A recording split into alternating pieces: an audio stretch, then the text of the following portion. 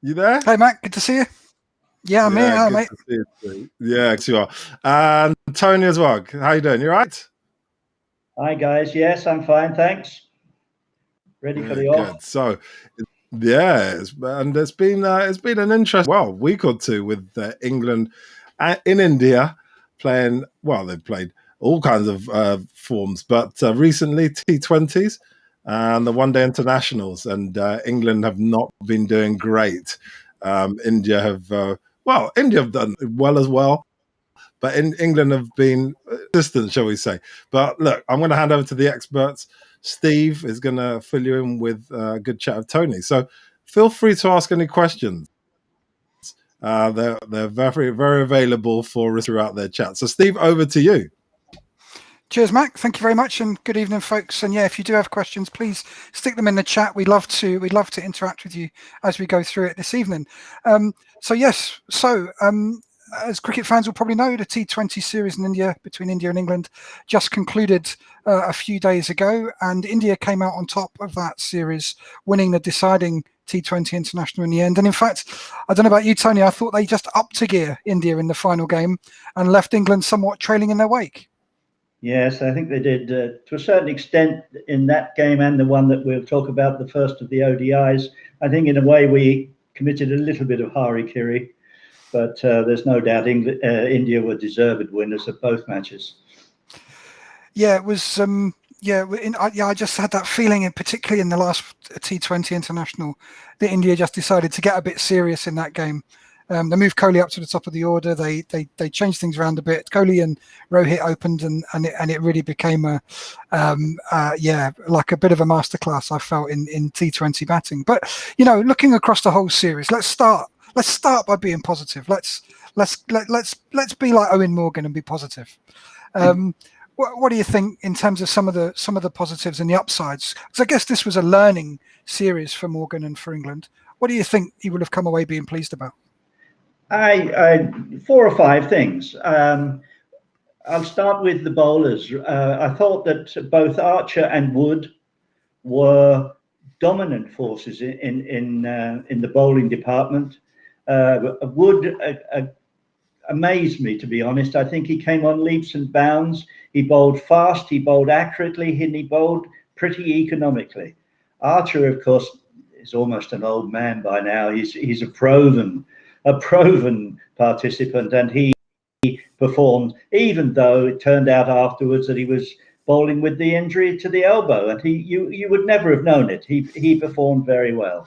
Yeah, I mean, Archer's record in T20s, of course, in franchise cricket is superb, and he's been absolutely brilliant in that form of the game. And you're right, I agree. Wood was a bit of a surprise. It was a bit of a surprise, perhaps, to see them both playing, but I think England were going for that. We have 2 out-and-out quicks in the side, supplemented by the other bowlers, and it seemed, and you're right. On balance, it was a good, effective strategy, and it makes me wonder if they might pick some of their other faster bowlers for this form of the game. Maybe an Ollie Stone or someone like that might come into the reckoning, particularly if Archer maybe has a slight risk with his injuries, and he does tend to miss games through injury.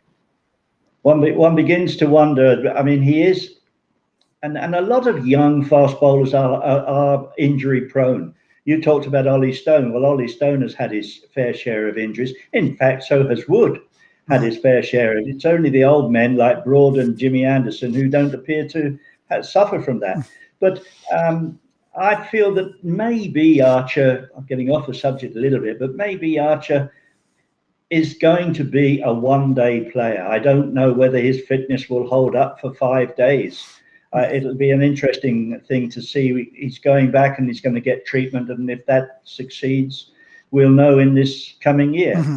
The other bowler I would talk about is Rashid.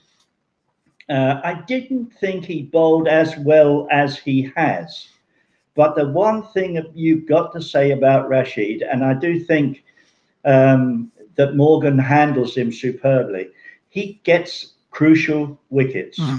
And he was, albeit a trifle expensive, and he was expensive again in the ODI 50 over game. But he gets wickets, and for that reason, I think he's a shoe-in for the side, unless Matty Parkinson comes out and does something extraordinary if he gets a chance, and we'll talk about that a little later. Yeah. No, I thought Rashid did well. It was nice to see him bowling. He obviously is confident bowling at players like Kohli, and he did very well against him in the series, I thought. And yeah, a leg spinner, an experienced leg spinner at that, who knows his game, is a potent weapon, I think, in international T20 cricket, and I think he did well as well. So, if those were the kind of bowling positives on the batting side, I guess England did pretty well with the bat across the series. Well, certainly. I mean, I thought Butler played extraordinarily well, and Roy definitely, after a shaky start, which was understandable after his injuries and his absence from the game, he was obviously going to be a bit rusty, and he played himself back in.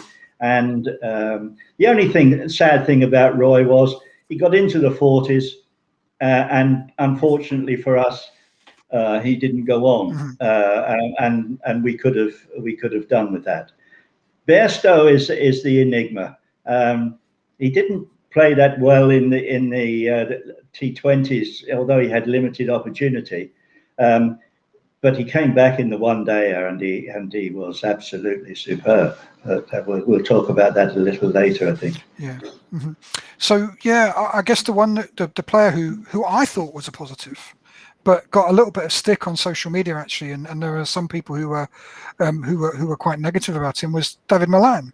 So coming in at number 3, I saw the criticism of him that in the final game when England needed to go 11 and 12 and over, he was going at 9 and over.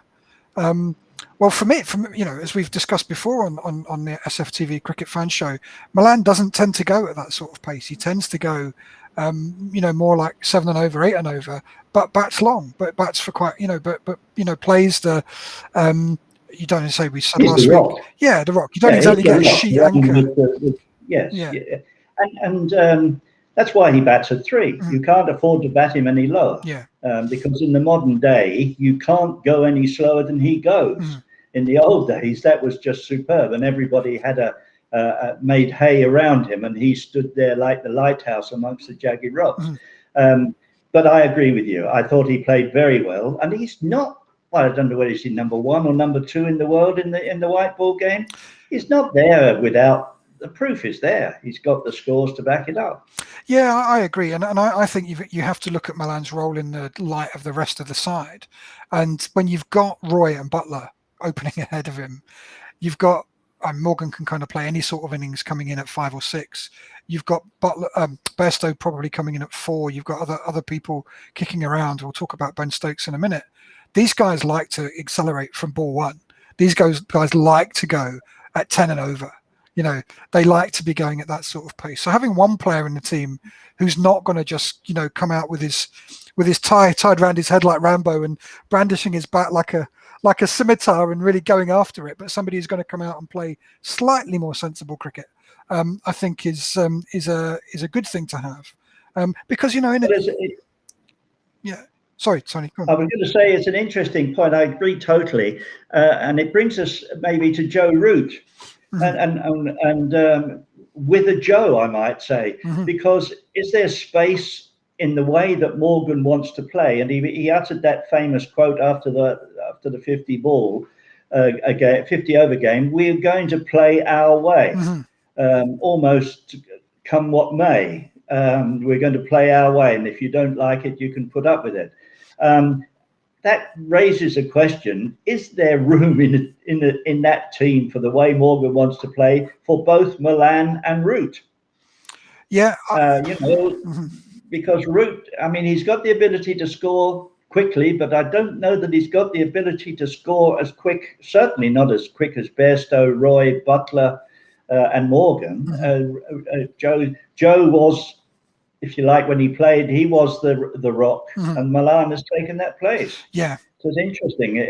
I mean, you could say, leave Joe Root out. That's lunacy. But is there space for 2 of them? Yeah, I think it's a good point. I rather suspect you've got to play one or other of Root or Malan. And maybe with England's glut of left-handers kicking around at the moment. Maybe that means that Root is a good pick. That may be going Root's favour. Plus, of course, the fact that he has a cachet and a presence at the crease that Milan, just doesn't yet have, or probably never will have. But I think Milan is fine. Again, there were voices on social media seeming to suggest that if England stick with Milan batting at 3, they've got no chance in the World T20, and I think that's a bit of a harsh. Harsh. I think that's a bit harsh, and I think he proved he can go at 9 and over when the situation demanded it. It kind of wasn't his fault that the others didn't really make the most of their opportunities. But I suppose looking at the bowling attack, and we'll come back to talk about Morgan's captaincy in a bit, but at the batting lineup, I should say, Stokes batting at 3. What did you make of that? Well, it's one has to be honest about Stokes. At the moment, he's not in the best of form. I saw him. He's trying to play himself in, but in the T20, he hasn't really got the opportunity to play himself in. And I feel that he's one good innings away from returning to top form, but he hasn't got the time, or he hasn't found the time, certainly not in the T20, to play that sort of an innings, to play himself into form. It's very difficult to play yourself into form in T20. You've got to be at it from ball 1. And I feel that certainly in the 50 over game, I would bat him at 3 without any hesitation, because I think there he has got an over or 2 to play himself in, and then he can launch his array of strokes and his magnificent power that he has. But in T20 at the moment, he's just lacking that little bit. It sounds ridiculous to say it about probably the finest all-rounder in the world, but that's, these things come and go. Yeah. I was just checking the scorecard there. He came in at 6 in the final T20, but he did come in at 3 in the One Day International. But I think you're right. I think batting at 3 in the 50 over game is a different thing than batting at 3 in the T20 game, and I think absolutely, where he comes in, I suppose the big problem with the batting lineup that we had in the final game was that after Stokes was Jordan, and that can't have been the plan. I mean, Jordan's a brilliant white ball cricketer, a terrific player, but he's probably not the man you want coming into after the batsman. I think you would. I was mystified. I think that Morgan is almost without peer, certainly in his man management, and his cricket brain is sharp. I could not understand why Curran came in after Jordan and Archer. I just couldn't get it, because Curran is an attacking batsman. He is not a tail ender waving a stick, which is what Jordan and Archer are. Curran's a batsman, and then can play shots all round the wicket. And that, although probably the game was lost at that juncture, but at the same time, I still found it puzzling. It was a little, maybe it really is just that left-hand, right-hand thing, and they wanted just to throw the bowlers off. Well, what do you think there, Steve? Is that in the mind, or do you think that is a factor? We've had this trouble in the test team for a few years ago. We were suddenly inundated with left-handers, and everybody said, there's too many.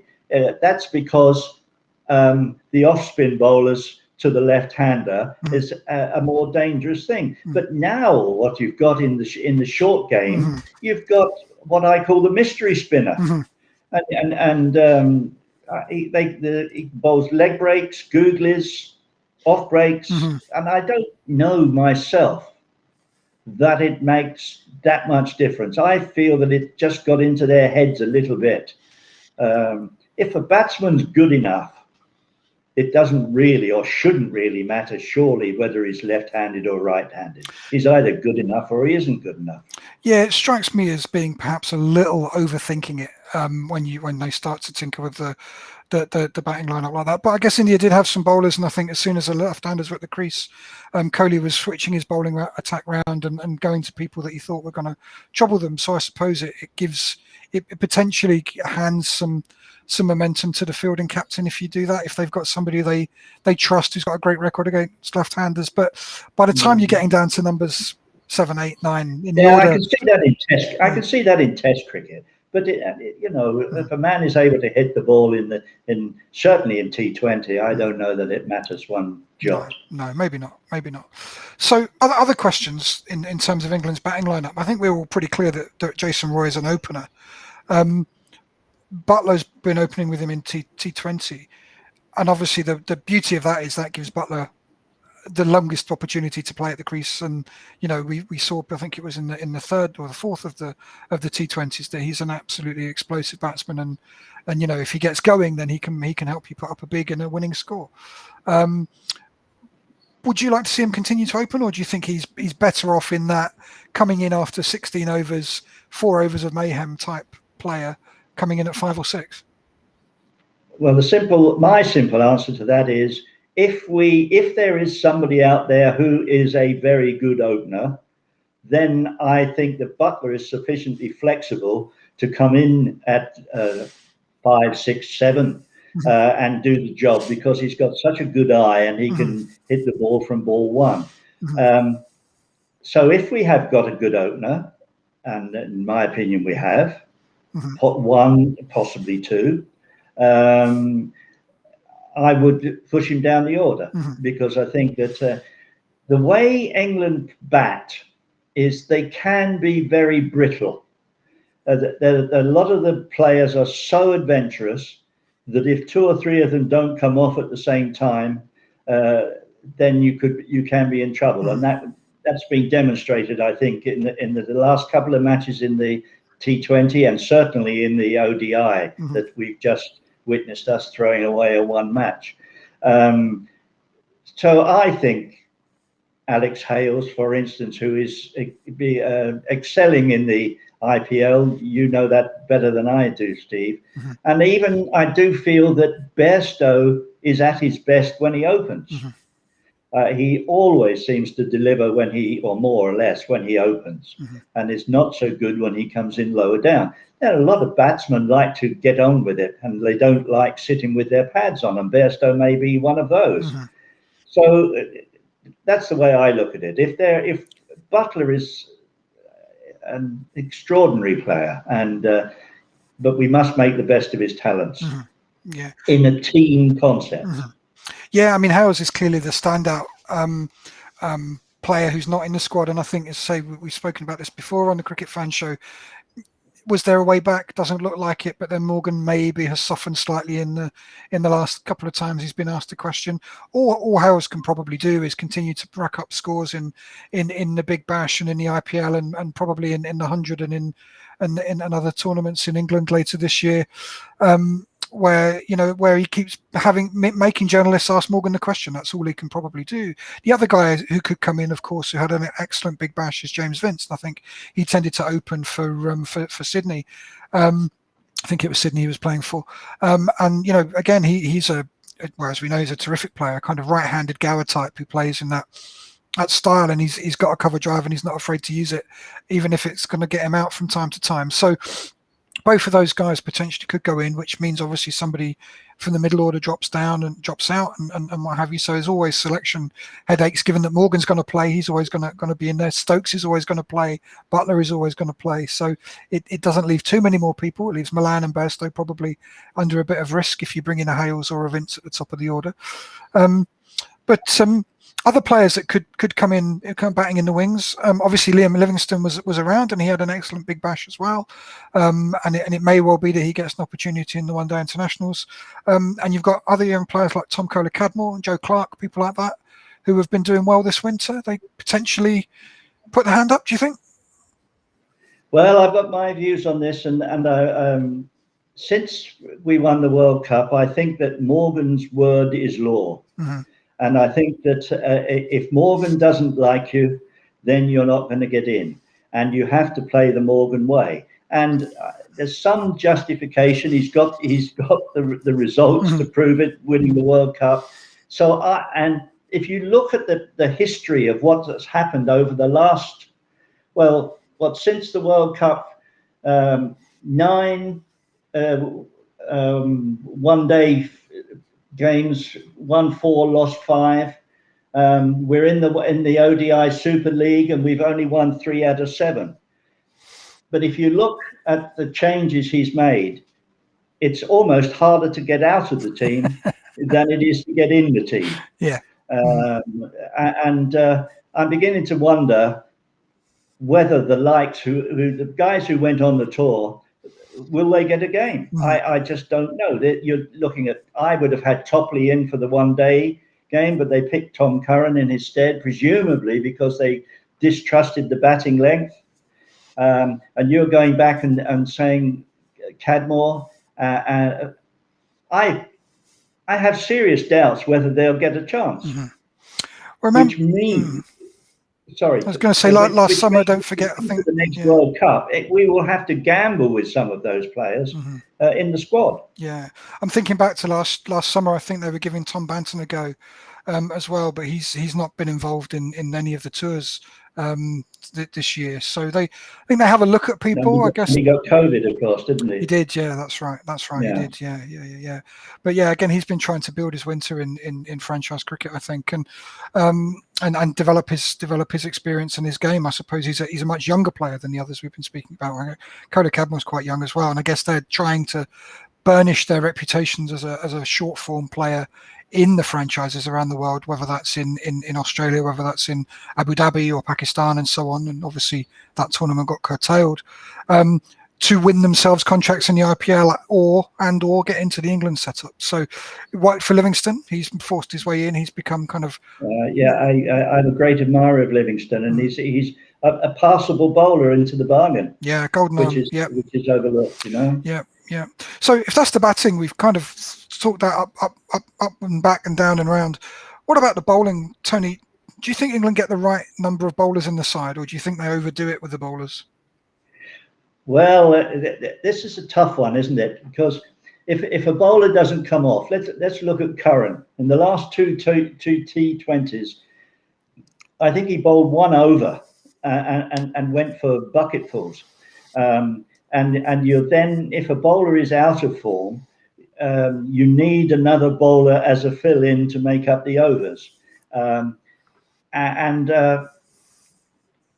Curran, to my mind, is a good bat, and our batting is notoriously brittle, and I feel that sometimes to have effectively 2 all-rounders, which is Stokes and Curran, is the option that they've gone for.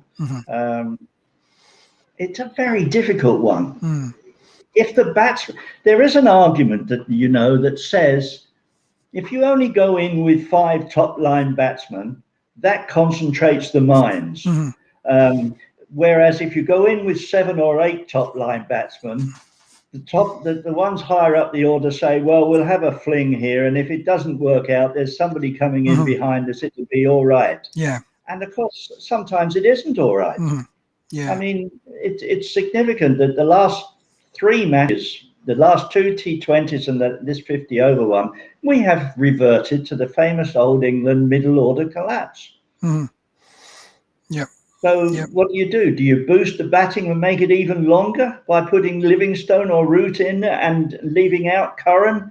But you're leaving out a man who's got an average, certainly passable. You would know his average more than I would there, Steve, but is it possible? And down the order, he comes in and he can strike the ball well. Yeah, so, I think it's interesting. I mean, I think when you've got Chris Jordan coming in at 7, then that means you've got five bowlers there plus Stokes. It's a lot. But as you say, that I think the challenge, and I think India did this too, if you've got 6 or 7 guys in the team that can bowl, it means if somebody does come on and it's not their day, it's not their pitch, or then they can bowl their one expensive over, and you can just take them out. It doesn't matter. And I guess the guy who maybe is the one who could act as that linchpin back coming in at 7 in T20 is Moeen. He's a good attacking spinner. He's a good player. He's not in great form, and he's not played a lot of cricket. Of course, we've discussed this before. But Moeen coming in at number 7 is terrific. It didn't really come off in the one-day international, which we'll talk about in a moment. In the T20 game, particularly if you've got Stokes who can bowl, who'll be above him, so therefore you've definitely got 6 bowlers. That you can somewhat, like mowing anybody else, you can hide them a little, and if it doesn't come off, you don't need them to go their full allocation. You've got plenty of guys that can. I would agree with you if we were talking about Test cricket. Now we're talking about T20s, and I think I can't agree with you. I think that our strength is in our pace attack, and Moeen went for what did he go for in the one day? He went for 28 in 3 overs, which wasn't too bad.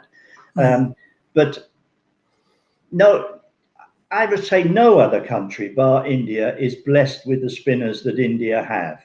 Our strength, and Wood and Archer particularly proved it to be more than adequate in the T20s. And I think that we should stick with our strengths, and our strengths are the pace attack. And I mean, the last few wickets in India, certainly for the T20s and then one days, those wickets have been good, pacey wickets. And I noticed that the left arm Indian spinner, I can't think of his name off the top of my head, he went for quite a few. Yadav, wasn't it? I think he went for quite a few runs. Rashid gets away with it. He has speeded up his delivery, and he gets wickets. And more and more, except in the T20, certainly in the 50 overs, it's more and more becoming obvious that you have to get wickets, because if you don't get wickets, you're not going to restrict the opposition to a score that is one that's you feel confident in chasing. I mean, the difficulty with us is too often our 5, 6, 7, 8s do not come off. You look at the Indian performances; their 6, 7, 8s. What did they put on 100 in the limited over, the 50 over one? They put on 100 at a crucial time. We didn't. Yeah. Well, we'll come to the one day in a sec, but just to finish off on the T20s, Tony. So if this was you were giving the England side a report card for that T20 series, what would you be giving them? Could do better. I exonerate Roy. I exonerate Butler. I exonerate the 2 pace bowlers, Archer and Wood, and I exonerate Rashid. Stokes, just about exonerate. Stokes is Stokes, and he's always going to be worth something. But some of the others, I feel. I mean, Morgan, let's face it, is a great captain, but he didn't perform as a member. Well, he struck me as it reminded me of years ago when Brearley was captain of the England Test team, and he was in the team for his captaincy. No, Morgan has some lovely shots and can play some good innings, but I've seen him play a lot better than he has recently. Yeah, it's been a while since he had a score, I think. Yeah, I would put one caveat into the report. Whether we like it or not, COVID, I think, has played an immense part. There were no crowds. Now, crowds can intimidate you, but crowds can also spur you on and stimulate you. And players like Stokes, I would say, for instance, needs crowds. Roy possibly doesn't need crowds, and neither does Bairstow. But I think that this is a one-off year, and I don't want to hide behind COVID, but I do feel that it is an exceptional term, and I would rather wait and see how things go. Although we haven't got that long to the World Cup itself. No, we haven't. Yeah, I think could do better is a fair one. I think England were, in a sense, they found something with the Wood and Archer double act. Oh yeah. And I guess if they come away from the tournament really cementing, knowing that we're going to have our 2 out-and-out quick bowlers opening the bowling, supplemented by Rashid and Stokes, and then decide whether it's one or 2 others. That's not a bad not a bad thing to have learned, I suppose. No.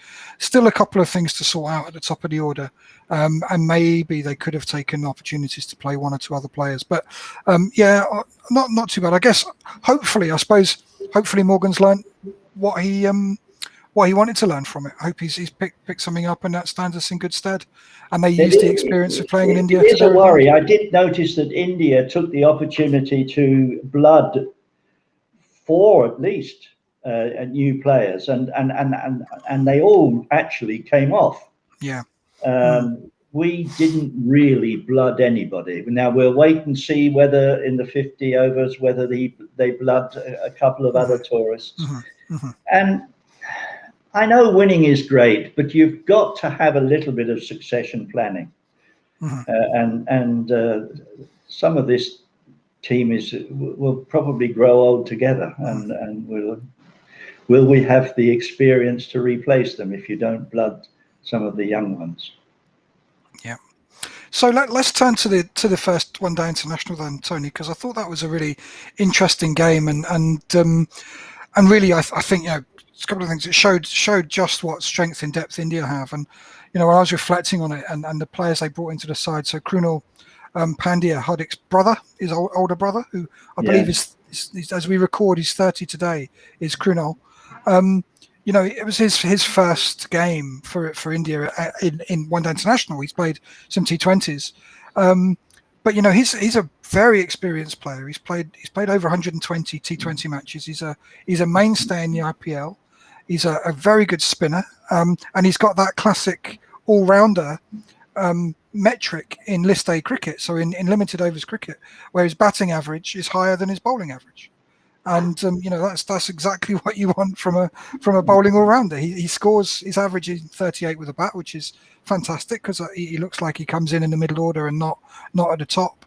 And his bowling average is 31. So you know, he's an extremely good player, and they brought him in, and they had the other young Yadav, the batsman, Sky as they call him, SKY. He came in, and Iyer, who I think played in the T20s as well, and he unfortunately got injured in the field in the one-day international. But these guys are bringing them through. They're putting them in the team, and they're putting experienced players like KL Rahul, who they brought in to keep wicket and bat in the middle order in that game, under pressure. And they said to him, "Well, we've got Rishabh Pant, who's been fantastic in the Test series. We could bring him in anytime we want. We've got these younger guys coming in, being given chances. What are you going to do?" And Rahul did brilliantly, and he played very, very well. Shikhar Dhawan as well at the top of the order. He's been around for a while. Shikhar Dhawan was in, and I think played in one or two of the T20 games. Brought him back in, and he was imperious, opening with Kohli in that game. So India piled on the runs, and it was a very impressive batting performance, I thought. Flipping that round, was it a great bowling performance by England? No, one has to say that they were restricted a little bit. Wood, well as he bowled in the T20s, is not a death bowler in the 50 over game. He went for 34 runs in his last 2 overs. And that is just, for a bowler of his pace to be able to be hit for 34 in 2 overs, to my mind, says that he didn't do it. Again, everybody talks about the Yorker. Wood is a good Yorker bowler. Jordan is a great Yorker bowler.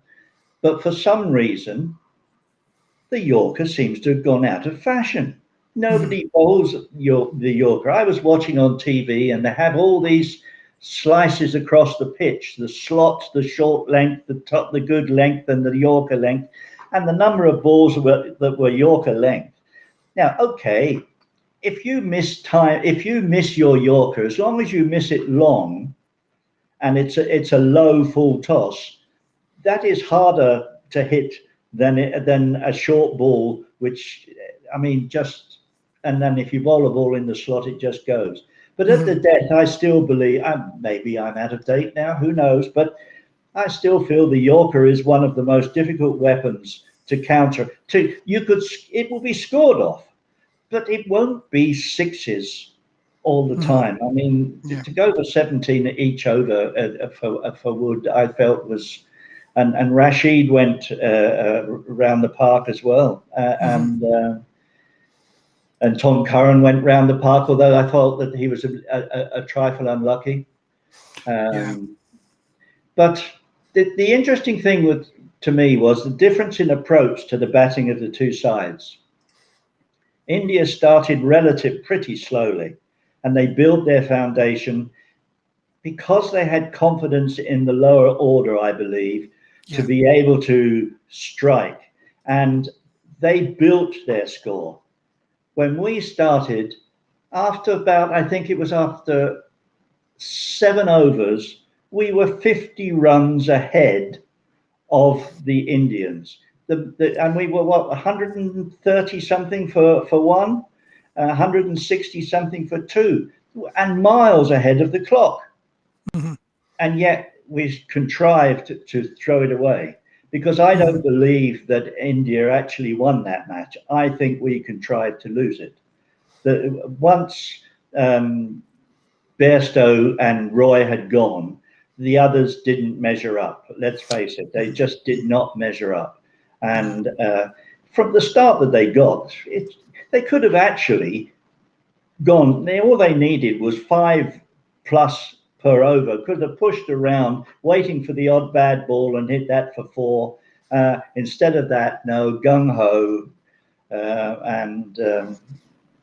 Actually, I think that by the time the 6th wicket had fallen, I saw Morgan's face sitting on the boundary in the pavilion there, and he'd given it up. It was obvious he'd given it up. And I just feel that it was a one game that we lost. It was interesting. You're right. Looking at the fall of wickets for India, Rohit fell, and India for the first wicket, and India was 64 at that point, and that was in 15 overs, 15.1 overs. So what's that? 4 and over. Then Virat went in the 32nd over, and they'd added another 105 runs in those 17 overs. So they've certainly upped the. They if you like, they saw off the new ball. Increased the pension. They saw off the new ball, and maybe that's the thing. Maybe, maybe there's the 50 over game is because the franchises around the world are 20 overs, and because the kind of if you like, the pinnacle of the game remains the multi-day 5-day test match, which is supported by 4-day domestic competitions in the major countries. The 50 over game gets a little bit squeezed. I think it's going to be a bit squeezed in England this summer. Is it the Royal London Cup is going to run concurrently to the 100, I think. So it's not going to have all the major players in it, I think. So the 50 over game gets a little bit unloved. And I do wonder if it means that people either treat it or beginning to treat it as a T20 game, like a long T20. And I think what India showed is there's a bit of a mix there. You need to perhaps treat the last 20 overs like a T20, but maybe the first 30 overs you need to, or certainly the first 15 or 20, you need to treat as a high scoring multi-day game rather than a T20. They had only lost 2 wickets. They had wickets in hand for their hitters lower down the order. They had wickets in hand, and then I looked at us and I thought, oh, flipping heck, we had 130, 140, 150 on the board, and we still had wickets in hand. And yet we were irresponsible. I consider our lower order batting irresponsible. And I can't excuse it, because the pitch, you couldn't blame the pitch. Although I have to say, Kumar, the Indian opening bowler, bowled incredibly well. Yeah, he was terrific. I mean, he was terrific in the last T20 as well. And he went for 17 or something off his 4 overs in that last T20. Yeah, he was really good. He was really difficult to get away. And also by that stage in a T20, if you're number 10, number 11, you're coming out to bat, things have already gone pretty badly wrong. They've gone. Things have gone pretty badly wrong, unless it's so close and there's only a couple of runs needed. We needed 70 plus with our last 2 men coming in, and they just. I mean, I had to have a rueful smile when Curran turned down a single as if the last man, wasn't going to. I think it's number 10 actually, as if he was a weak batsman. But I mean, in actual fact, if you look at the record, Wood came in at 11, and Wood's no mug with the bat. No. And so we batted down to number 11, and yet we lost by 70 runs or whatever around that. Yeah, 66, I think it was. Yeah. So. Yeah, it's inexcusable. I can't make any. And yet Morgan said, "Well, we're going to play the way we play," and that's it. Yeah.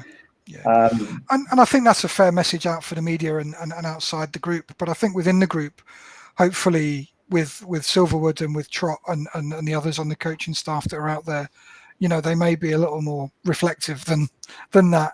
And if they are going to play the way they're going to play, then they maybe need to look and really think about why it didn't work. And it's interesting. I just checked. Jason Roy was out sooner in the England innings than Rohit Sharma was out in the Indian innings. He was out after 14.2 overs, and England had 135 on the board at that point. So we were more than double the Indian score went for the fall of the first wicket in fewer overs. It was something else. It was a magnificent start, but maybe well, I think they then, I don't know, they then maybe tried to go too hard and too aggressive after that.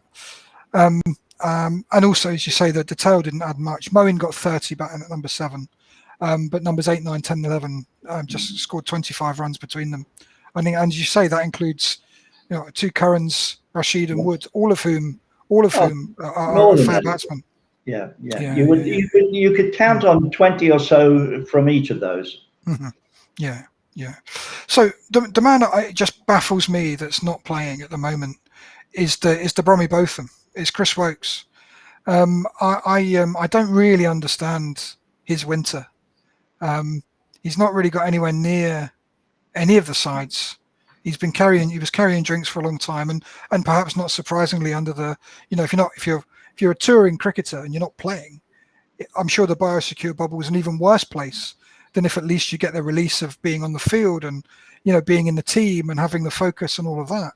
But Woakes, I don't think Woakes got any cricket at all, and his bowling average is under 30. Is a shade over 30 at the moment, and he can bat. His bowling average has always been somewhere between the very high 20s and somewhere in the 30s for England. He's played a lot of games. He's an experienced player. He's scored a number of 50s. You wouldn't want him going in you have him coming in at number 8. He's a fantastic player. I don't get it. I don't get why Woakes doesn't appear to be in the picture. I'd love to be a fly on the wall, because he was interviewed by Darren Gough after the second, I think it was, might have been the third one day, and he was on the plane going home virtually, and he said to Gough, "I won't be playing." Mm-hmm. And so he had obviously been told or had gained the inference, and sorry, doesn't really matter. Mm-hmm. You're on, and for a top class player who, shall we say, at the very worst should be in the top 12, not to be playing, I have to say there may be some agenda there. I don't know. I cannot understand it. He was flown in, he was flown out. Of course, he then had to isolate. Although he didn't get COVID, he had to isolate. Yeah. But I don't understand. I still think, as I come back to the statement I made at the beginning of the show, it's almost now harder to get out of the team than it is to get in the team. And Woakes hasn't been really in the team for the last 18 months, really. No. I suppose. I mean, on the one hand, I look at it and go, well, we had a right arm seamer batting at number 8, who you could say is an okay batsman, but you wouldn't want to put him in the top 6 in Tom Curran. And I would say, is Tom Curran ever going to be a better cricketer than Chris Woakes? And I would say not. But then maybe what England are doing is they're giving Tom Curran, the younger player, the opportunity, the experience, so that if he is called upon in years to come, he's got this bedrock of games, and suddenly you turn around and he's played 40 times for England or whatever, and he's an experienced player who knows his game. Maybe that's what they feel they need to do with Paceman. Is they need to build up their experience. I looked up, bearing in mind, I feel that our strength is in pace bowling. And I looked up four players. I looked up Ollie Stone, Porter, no, 3 players, because Topley is in the squad, but 4 if you count Topley. Ollie Stone in T20, he's got 48 wickets and he gets a wicket every 19.7 balls. Tymel Mills, who Morgan, when he dropped him, said he's out of form. And I looked at Mills. He played twice, and he took 1 for 24 and 2 for 24 in the 2 innings, and 0 for 18 in the others. Mills, after Ben Stokes, would you believe, was the 2nd most valued player in the IPL, and he's out in the cold. I'm convinced of it.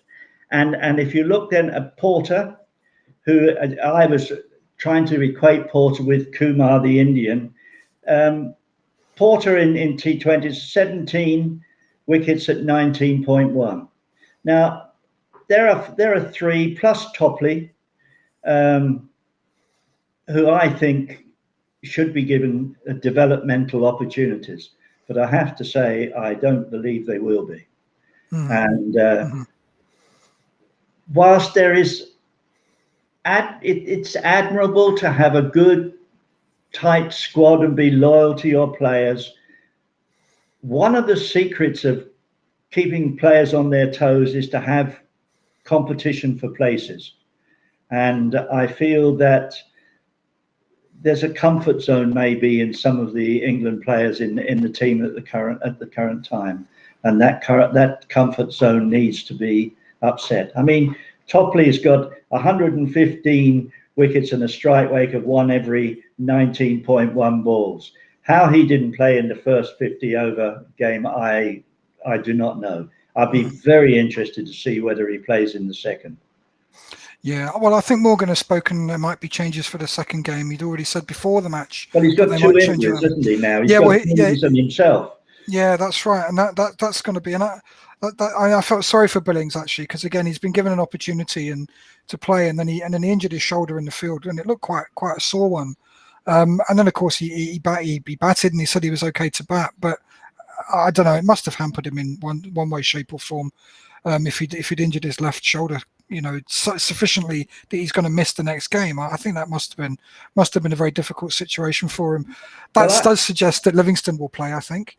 I watched Sam Billings very closely, and he hadn't been in more than about 10 balls when he did an extraordinarily great pull shot for 4, turning and absolutely leathering the ball. And I looked at him and I thought, there can't be anything seriously wrong with your shoulder if you can play a shot like that.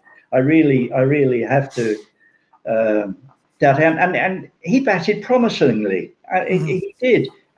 But he just didn't go on. He got out at a crucial time. It was a bit of a tame dismissal, wasn't it? Just chipping it to cover. It was. So I don't know. It's a situation with Billings, and as you say, Livingstone, will he come in? I mean, Livingston's performed very, very well in the IPL. He deserves his chance. Yeah, and took a stunning catch when he came on as sub. But we'll see. Yeah, Hamey Dukes, as they would say here. Yep, indeed. Well, there we are. I think that's the one-day international. I mean, it's hard to look. I mean, India was so impressive and scored at such a rate and such a weight of runs that if they're going to be able to score 300 against any bowling attack, then England are going to be hard pressed to win a game in this series. But there's a couple more to go. Over there, I think there's one on Thursday and then one on Saturday. I think something like that. It's interesting, isn't it? Also, that's the third after what I thought was all wrong. That's the third match in a row where the team batting first has won. Yeah. Now, interesting. I don't know if you heard the comment, but one of the radio commentary team, I think it was, speaks Hindi. And he overheard one of the spin bowlers talking to Kohli, saying, with this dew, I can't hold the ball, it's slipping. Please make sure everybody dries the ball. And I think they overcame that difficulty very well. Yeah, but they it did. has to be said, if you bat first, and it all goes back to the very first test match, we batted first and scored a bucket full of runs, and the pressure is on the opposition.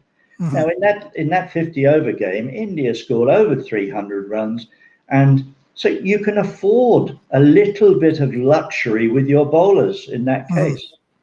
You can set slightly more attacking fields and things, can't you? You can keep the slip and gully in for a little bit longer. You can, which then takes away the run down to third man, which is an outshot in 50-over cricket. You can be slightly more adventurous in the field, can't you? But still, we can't get away from the fact we were 160 for 2, and miles ahead of the run rate. We could have almost played it at let's get them in singles. Somebody famously once said. Yep. Aye, that was it was so well. There we are. So I think that's us pretty much thrashed the one-day internationals and the T20s around. We'll see what happens in the next couple of games. I'm sure Mac will want us to come back next time and tell him how the series has panned out. We can pick that up next week, Mac. Yeah, brilliant. Well done, boys. Thank you so much for your analysis. It's been brilliant listening and hearing your insights about both the T20s and the one-day internationals. It's going to be interesting to see if England can pick it up. There's been obviously the boys' thoughts about it, or whether Indian cricket will reign supreme. So we'll find out soon enough. So just if you want to follow what's happening on Twitter, if you follow Steve, obviously the cricket guy's Twitter feed. What's your Twitter feed, Steve? What's your Twitter handle? At SFTV_cricket. Brilliant. So yeah, if you want to follow that, just by all means follow. Steve has always got little updates here and there about what's going on, and lovely little quotes which I like. It's very, very, very entertaining at times. So it's all good stuff. So yeah, brilliant. So listen, everybody who's been watching, thank you for watching.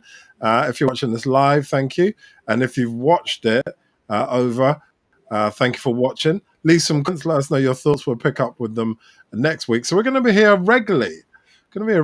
Me, Steve, and Tony. We're going to be here pretty much every Wednesday we can do.